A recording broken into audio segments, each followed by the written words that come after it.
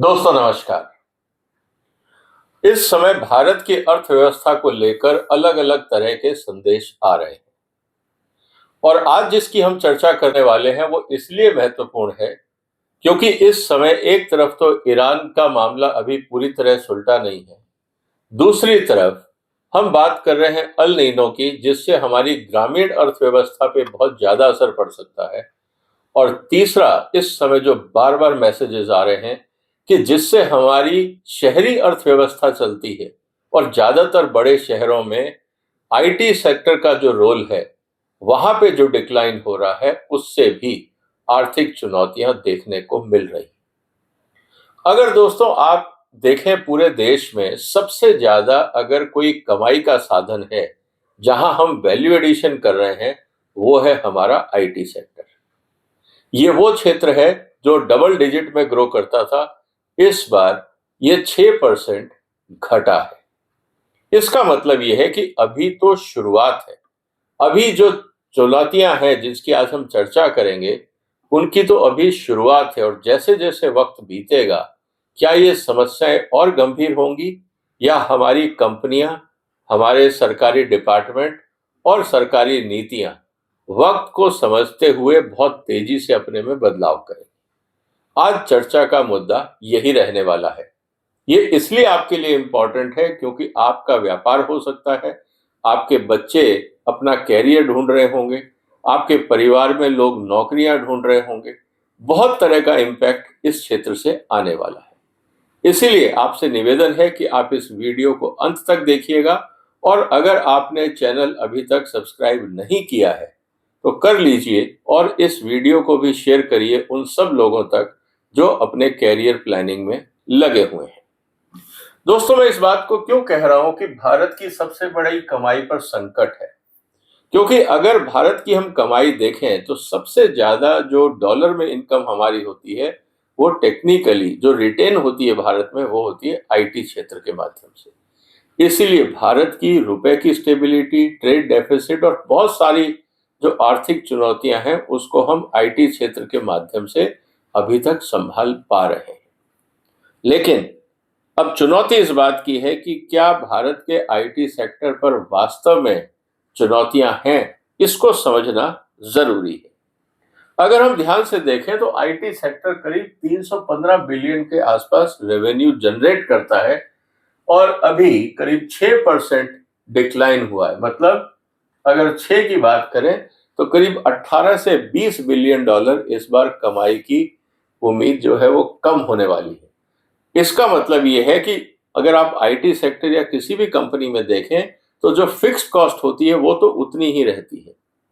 जब आपका 18 से 20 बिलियन डॉलर कम हुआ है तो ये निश्चित रूप से आपके प्रॉफिट में से कम होता है, क्योंकि आपके खर्चे तो बरकरार ही होते हैं। ऐसी स्थिति में कंपनियां अपनी बैलेंस शीट को मजबूत दिखाने के लिए लोगों की छंटनी शुरू कर देती हैं और जो हमें इस बार देखने में मिल रहा है।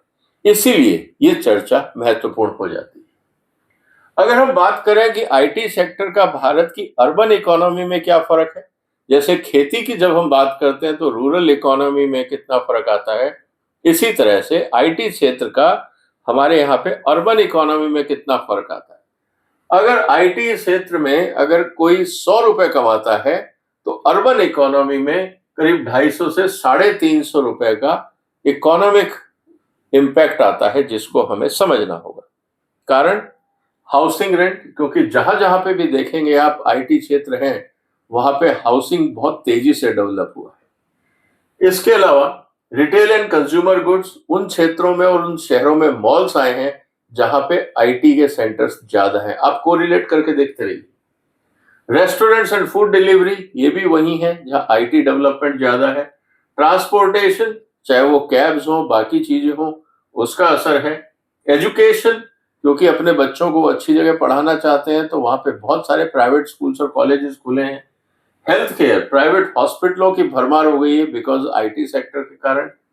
फाइनेंशियल सर्विसेज, आज आप उठा के देख लीजिए यूट्यूब पे या सोशल मीडिया पे, IT service, financial services, stock broking कैसे करें, स्टॉक कैसे खरीदें बेचें, इसको लेकर भरमार है।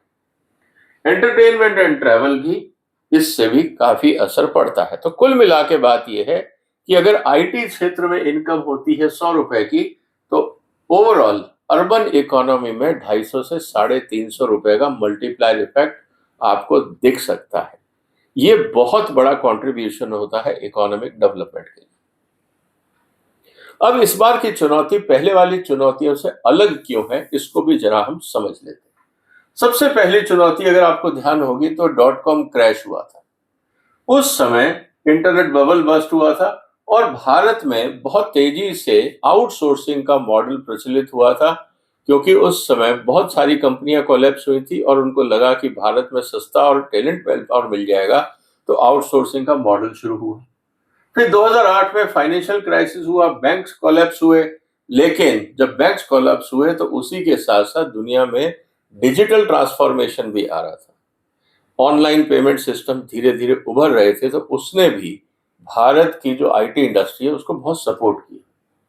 कोविड के समय ग्लोबल शटडाउन था, सब कुछ ऑनलाइन होने लगा, एजुकेशन से लेकर हेल्थ केयर से लेकर सब कुछ ऑनलाइन था। आईटी की डिमांड बहुत तेजी से बढ़ी।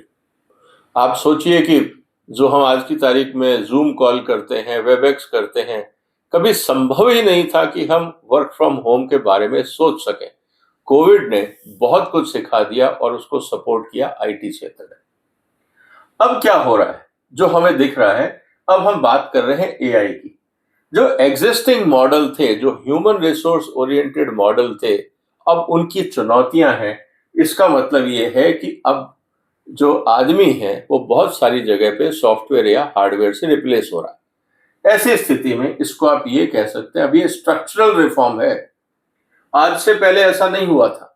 आज से पहले सर्विसेज के डायमेंशंस बदले थे, लेकिन एआई के आने से पूरी इंडस्ट्री का स्ट्रक्चर बदलेगा। इस बात को हमें समझना होगा और यही कारण है कि आज हम जो क्राइसिस की बात कर रहे हैं उसका असर क्या हो रहा है, इसको जरा हम समझ लेते हैं। एआई और ऑटोमेशन आने से जहां पे पहले ज्यादा इंजीनियर्स चाहिए होते थे, अब उतने इंजीनियर्स की जरूरत नहीं है।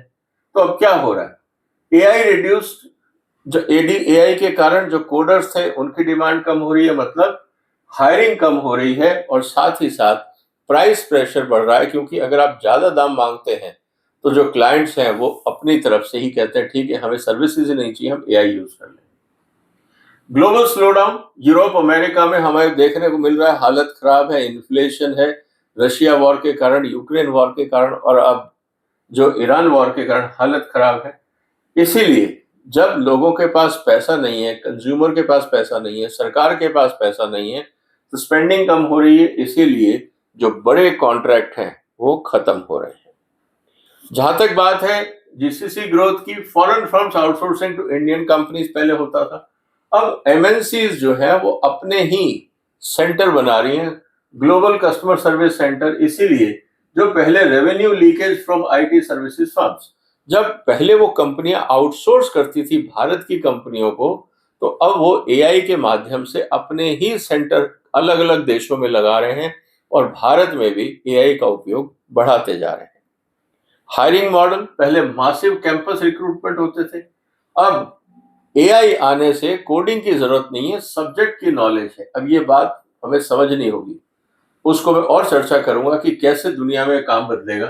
And fewer entry level job, इसीलिए अब कॉलेज रिक्रूटमेंट पे सीधा असर आएगा, क्योंकि उन बच्चों के पास सब्जेक्ट नॉलेज नहीं है, उनके पास सिर्फ आईटी नॉलेज है। जैसे एमबीए में मैं अक्सर बोलता हूं कि MBA is like icing on the cake, लेकिन केक कहाँ है? आपके पास सब्जेक्ट नॉलेज नहीं है, आप इंजीनियर नहीं है, डॉक्टर नहीं है, आप कोई आर्किटेक्ट नहीं है, आप कोई और प्रोफेशन में नहीं है, फार्मासिस्ट नहीं है, आपके पास टेक्निकल नॉलेज नहीं है, तो आप मैनेज किसको करोगे? सवाल इस बात का, एमबीए आपको मैनेजमेंट स्किल देता है, लेकिन मैनेज किस क्षेत्र को करना है उसको अगर आपके पास जानकारी नहीं है, तो फिर आप वही करते रहोगे जो रूटीन जॉब होता है कि कंपनी की पॉलिसी है, हम उसी को फॉलो कर रहे हैं, आप अपग्रेड नहीं कर पाते।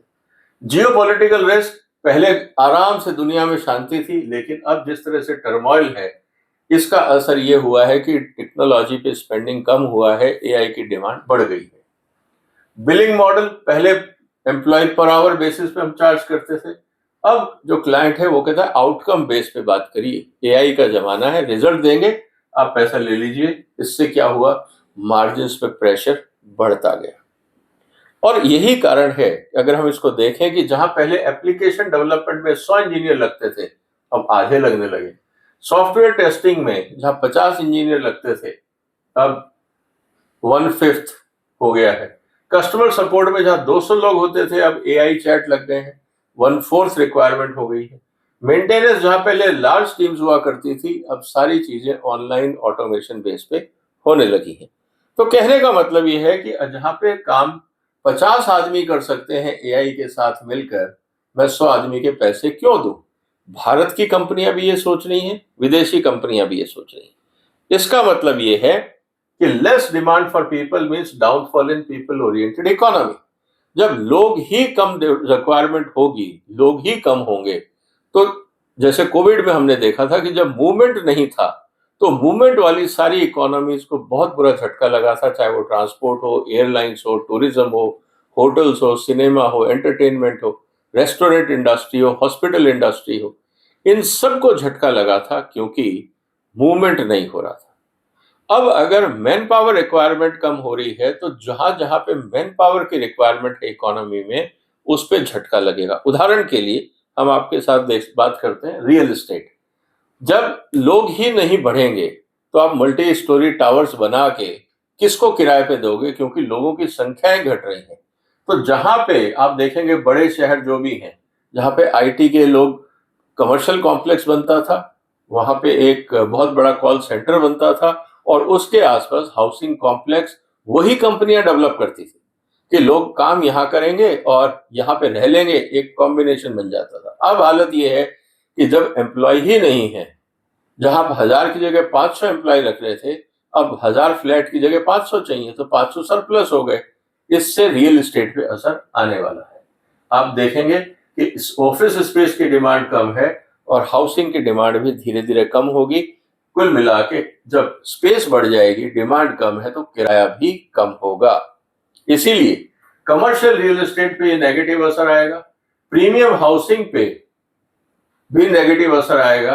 अफोर्डेबल हाउसिंग पे लिमिटेड है, क्योंकि वहां पे लोग किसी और जॉब में लग जाएंगे जो आईटी ओरिएंटेड नहीं है, सपोर्ट सर्विस वाले हैं, वो वहां चले जाएंगे। बैंकिंग और एनबीएफसी पे असर आएगा, क्योंकि जब आपके एस्पिरेशन नहीं है, आपके पास सोर्स ऑफ इनकम नहीं है, तो आप फिर लोन भी नहीं लेते। आफ्टर ऑल बैंकिंग और एनबीएफसी कहां से कमाते हैं? जब आपको लोन देते हैं, और तो कोई तरीका नहीं है कमाने का। इसका मतलब ये है कि आप देखेंगे housing loan, personal loan, credit card, auto loan, इन सब में असर आएगा। और जिस तरह से भारत में क्रेडिट कार्ड के डिफॉल्ट्स बढ़ रहे हैं, वो खुद बताते हैं कि हालत कमजोर हो रही है। इसका मतलब कम सैलरी या लेस एम्प्लॉयमेंट से जब अकाउंट नहीं बढ़ रहे हैं, डिमांड अपने आप कम होगी। Home loans negative, personal loan negative, और कॉर्पोरेट लैंडिंग डिपेंड करता है कि कंपनी ग्रोथ पाथ पे है या पुराने मॉडल पे। अगर पुराने मॉडल पे है तो वहां भी लैंडिंग चैलेंजेस होंगे। ऑटोमोबाइल इंडस्ट्री बहुत तेजी से ग्रो करी, क्योंकि जब पैसा आया आईटी सेक्टर में, तो हर इंसान ने अपने यहाँ गाड़ी लेने की कोशिश करी, एसयूवीज बिकी, प्रीमियम गाड़ियां बिकी, ईवीज की डिमांड बढ़ी। अब क्या होगा कि अब लोग यूटिलिटी पे आएंगे, स्टेटस को भूलेंगे, क्योंकि समस्याएं फाइनेंशियली बढ़ेंगी। कंज्यूमर गुड्स की अगर हम बात करें, तो स्पेंडिंग कहाँ होती थी? मोबाइल्स में, और मोबाइल रिलेटेड एक्सेसरीज और अटैचमेंट्स को लेकर, ट्रेवल में, ईटिंग आउट को लेकर, ई कॉमर्स को लेकर। अब जब इनकम नहीं होगी, तो इन सब पे इसका असर देखने को मिलेगा। जहां तक बात है एजुकेशन सिस्टम की, जो हमारी अभी एजुकेशन सिस्टम है हिंदुस्तान के, वो टेक्निकली आउटडेटेड है। और यही कारण है कि हमारे यहाँ पे इन्वेस्टमेंट नहीं है, आर&डी नहीं है, क्योंकि हमारा एजुकेशन सिस्टम बहुत ज्यादा डिफेक्टिव है। और यही एक मैंने वीडियो बनाया था, आप चाहे तो देख सकते हैं, कि चीन ने विश्व गुरु भारत को चुनौती दी। एक वीडियो है। चीन ने इस साल 12,000 वो कोर्सेज खत्म कर दिए हैं जहां उनको लगता है कि इनकी कोई इकोनॉमिक यूटिलिटी नहीं। भारत ने कितने खत्म किए? एआई आने के बाद किस किस कॉलेज और स्कूल में करिकुलम बदला, आप अपने आसपास देखिए, आपको पता लग जाए। और यही चुनौती हमारे सामने है। इसका मतलब यह है कि अभी तक हम कोडिंग की बात किया करते थे, which is technically clerical work. अब सवाल है AI प्लस डोमेन एक्सपर्टाइज, और ये बहुत जरूरी है। इसका असर क्या होगा? पहले हमने देखा IT के कारण मासिव हायरिंग हुई, फिर पोस्ट कोविड के कारण बूम आया, क्योंकि वर्क फ्रॉम होम था तो डिमांड बढ़ी IT की, उस कारण से बहुत बूम आया। उसके बाद जैसे ही कोविड खत्म हुआ, स्लो डाउन शुरू हुआ, और अब हालत ये हो गई है कि अब AI ओरिएंटेड फोकस हो गया। इसका मतलब ये है कि जो डिमांड है अब वो AI engineers, data scientist, cyber security, cloud architect, इनकी डिमांड बढ़ेगी, provided they have skill of that sector. Simply AI सीखने से कुछ नहीं होगा। जैसे लोग बहुत सारे प्रोग्राम कहते हैं हम आपको पावर पॉइंट बनाना सिखाएंगे, बहुत अच्छी बात है, लेकिन पावर पॉइंट में दिखाओगे क्या, कंटेंट क्या है? ये तो वही बात हो गई कि टाइपराइटर से हम आपको कंप्यूटर दे रहे हैं, पहले आप टाइपिंग करते थे कंप्यूटर टाइपराइटर पे, अब वही टाइपिंग अब आप PC पे करोगे। तो आपने टाइपराइटर बदला है, टेक्नोलॉजी यूज नहीं करी, और यही ट्रेजेडी रही हमारे साथ। डिमांड किनकी कम होगी? Regular coders, manual tester, support engineer. जो क्रिएटिविटी नहीं कर रहा है उन सब की डिमांड कम होगी। अब इन सब से असर क्या आएगा? इन सब का असर यह आएगा कि भारत के रुपए पे असर आएगा, क्योंकि हमारी जो IT की इनकम है डॉलर में होती है, और अगर डॉलर इनकम नहीं आ रही है तो समस्याएं बढ़ेंगी। उदाहरण के लिए आपका जितना भी सर्विस एक्सपोर्ट है, 49% of India total export is service, और उसमें सबसे बड़ा कंट्रीब्यूशन आता है IT का। जैसे मैंने आपको कहा कि करीब 320 बिलियन डॉलर के आसपास। अब 320 बिलियन डॉलर के आसपास अगर आपका आ रहा है, हमारा जो इस समय एक्सपोर्ट है वो करीब 700-800 बिलियन डॉलर के पास है। अगर हम उसमें देखें तो 300 बिलियन डॉलर के आसपास तो हमारा IT सेक्टर का है। इसका इम्पैक्ट क्या होगा? Lower IT exports means few dollars coming, higher import bill, हमें ज्यादा डॉलर देने पड़ेंगे, वाइडर करंट अकाउंट डेफिसिट, रुपया कमजोर होगा, और अगर FDI और फॉरेन करेंसी नहीं आए तो रुपया और कमजोर होगा। ये बातें हमें समझनी होगी। तो कहने का मतलब ये है दोस्तों, अब सिचुएशन क्या है? अगर सब कुछ ठीक रहता है तो रुपया 80-85 के आसपास रहना चाहिए, लेकिन आप देख रहे हैं इस समय रुपया 95 के आसपास है, क्योंकि एक तरफ महंगाई बढ़ रही है, दूसरी तरफ हमारे एक्सपोर्ट्स घट रहे हैं। और अगर IT पे बहुत ज्यादा असर हुआ और दुनिया में महंगाई तेजी से बढ़ी तो हम 95-100 के बीच में पहुंच जाएंगे। ये ताजुब नहीं होना चाहिए। तो भारत को करना क्या है? बहुत सारे दोस्त बोलते हैं सजेशन बताइए। मेरा ये कहना है दोस्तों कि जो हम रूटीन क्लरिकल वर्क कर रहे थे दूसरों की इंस्ट्रक्शंस पे, आप इस बात को ध्यान रखिए, दूसरों की इंस्ट्रक्शंस लेके जब हम काम करते हैं ना, उसमें आपकी क्रिएटिविटी नहीं होती। You are just a support service. Like मैं अपने स्टेनो को अगर डिक्टेशन देता हूं तो उसमें उसका कोई कॉन्ट्रीब्यूशन है, वो सब टाइपिंग कर रहे हैं। ऐसी स्थिति के अंदर हमें IT से निकल के AI में जाना पड़ेगा, और यहाँ पे चाहिए क्रिएटिव ब्रेन्स, और उसकी जरूरत अब सेक्टर को है। इसका मतलब ये है कि पूरी स्थिति में अगर हम देखें कि instead of building software for others, अब आपको अपने सॉफ्टवेयर, अपने प्रोडक्ट बनाने पड़ेंगे और उनसे सर्विसेज देनी पड़ेगी। भारत को उस एक्टिविटी के लिए AI इंफ्रास्ट्रक्चर तैयार करना होगा, data centre, semiconductor system, sovereign ecosystem, ये सब करना होगा। लेकिन इसके लिए प्री कंडीशन है एजुकेशन चेंज करना। क्या हम वो कर रहे हैं? फाउंडेशन ही अगर हम नहीं करेंगे तो मुश्किल है। फिर हमें जो अपनी इंजीनियरिंग एजुकेशन है उसको अपग्रेड करना होगा, कोडिंग सेंट्रिक से AI टू डोमेन नॉलेज पे शिफ्ट करना होगा। और यही कारण है कि ट्रंप साहब ने कह दिया कि जितने एजुकेशन कॉलेज स्कूल्स हैं सब जगह AI मैंडेटरी, हर स्कूल में, इवन प्राइमरी स्कूल में भी AI पढ़ाई जाए। ये अमेरिका ने फरमान जारी कर दिया है। चाइना भी यही कर रहा है। क्या भारत ऐसा करेगा और कब तक करेगा? सवाल ये। फ्यूचर स्किल क्या है? सिर्फ AI नहीं है, AI plus finance, AI plus health care, AI plus manufacturing, AI plus agriculture, हर जगह AI का एप्लीकेशन होगा। आइसोलेटेड वे में AI काम नहीं करेगी और आइसोलेटेड वे में डोमेन एक्सपर्ट काम नहीं करेगा। ये हमें समझना होगा। इसका मतलब ये है कि हमें अब डीप टेक पे काम करना होगा एज ए स्टार्टअप। सब्जी फल बेचना स्टार्टअप वो ठीक है, परचून की दुकान आप ऑनलाइन ले गए, बहुत अच्छी बात है, लेकिन उससे आपकी इकोनॉमी इंप्रूव नहीं होती। आप एक दुकान से माल दूसरी दुकान में ले गए, बस आपने इतना किया। जहां पहले सैकड़ों रिटेलर थे, अब आपने कुछ मोनोपोलीज क्रिएट कर दी। ये नुकसान हुआ है, फायदा नहीं हुआ इकोनॉमी को। इसीलिए हमें अब डीप टेक में स्टार्टअप चाहिए, जैसा कि चाइना ने कहा कि भाई robotics, defence tech, space, semiconductors, industrial AI, ये सब जरूरी हैं। और इसी से हमारा जो मैन्युफैक्चरिंग है, जो मेक इन इंडिया है, वो तभी सक्सेसफुल होगा, नहीं तो मुश्किलें बढ़ती जाएंगी। तो हम अब क्या कह रहे हैं दोस्तों, is Indian IT sector collapsing? एक दिन में तो कुछ नुकसान नहीं होता, इस बात को आप समझ लीजिए। क्या स्लो हो रही है ग्रोथ? बिल्कुल हो रही है, इस साल डिक्लाइन है। Is AI a threat? Yes to the old model. अगर आप ब्रेनलेस काम कर रहे हैं तो एआई आपको रिप्लेस कर देगा। Will jobs disappear? Routine jobs will disappear, decline. Highly skilled jobs will be in demand, क्योंकि वहां वैल्यू एडिशन होगा। इम्पैक्ट ऑन रूपी नेगेटिव, क्योंकि अगर आपका एक्सपोर्ट कम हो रहा है, फॉरेन अर्निंग कम हो रही है, तो नेगेटिव होगा। बिगेस्ट रिस्क, अगर हमने अपने आप को अभी तैयार नहीं किया और पंचवर्षीय योजना के माहौल से काम करते रहे कि अगले साल सोचेंगे, तो दुनिया रुकने वाली नहीं है, हम हार जाएंगे। एंड बिगेस्ट अपॉर्चुनिटी, कि जिस रफ्तार से हम अपने यहाँ एआई को अडॉप्ट कराएंगे, उसका फायदा मिलेगा। तो कहने का मतलब यह है दोस्तों, कि अगर हम कहना चाहें कि मैन पावर बेचने की जगह अब आपको माइंड पावर बेचना होगा। दिमाग का काम करिए ताकि लोग अडॉप्ट करें।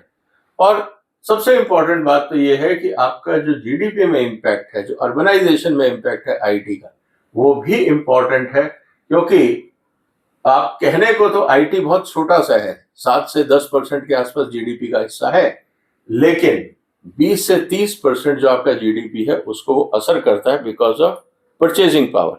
और जितने अर्बन हब्स हैं, चाहे वो बॉम्बे, पूना, दिल्ली, बेंगलोर, हैदराबाद, अब और देखिए कलकत्ता, लखनऊ, जयपुर, जहां जहां आईटी के कॉल सेंटर्स खड़े हो गए हैं, अगर आईटी में डिक्लाइन आता है तो सब बड़े शहरों में प्रॉब्लम खड़ी हो सकती है। इसीलिए हमें उसकी तैयारी करनी होगी।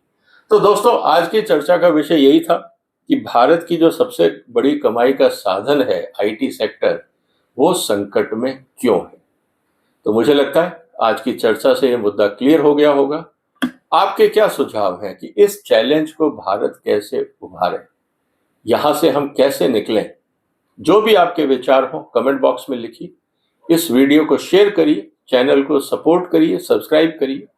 फिर मुलाकात होगी एक और महत्वपूर्ण मुद्दे के साथ। तब तक अपना ध्यान रखिएगा। फिलहाल वंदे मातरम।